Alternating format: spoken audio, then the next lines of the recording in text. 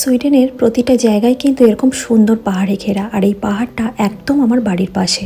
আর পাহাড়ের পাশ দিয়ে এই সরু রাস্তাটা ধরে যেতে গেলে মনে হয় যেন এই জায়গাটা একেবারে সিনেমার পর্দায় দেখা বা পিকচার পারফেক্ট। আর এই যে বাড়িগুলি আপনারা দেখছেন রঙিন রঙিন ইউরোপিয়ান স্টাইলের বাড়ি, এটাকে সুইডিশ ভাষায় বলা হয় ল্যাগেনহিয়াত। আর ল্যাগেনহিয়াত কথার অর্থ হলো অ্যাপার্টমেন্ট। আর দুটি অ্যাপার্টমেন্টের মাঝখান দিয়ে যদি একটি রাস্তা থাকে সেটাকে বলা হয় রডহুস। আর সুইডিশ ভাষায় নিজস্ব বাড়িকে বলা হয় ভিল্লা।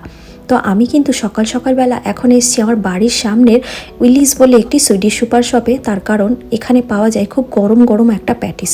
ছুটির দিনে সকাল 7:30 থেকে 8টার মধ্যে আসলে সেখানে এই প্যাটিসগুলো মেলে, যেটা খেতে খুব ভালো লাগে। ভিতরে কিছু পালং শাক, কিছু চিজ আর বাটারের একটি ফিলিং থাকে।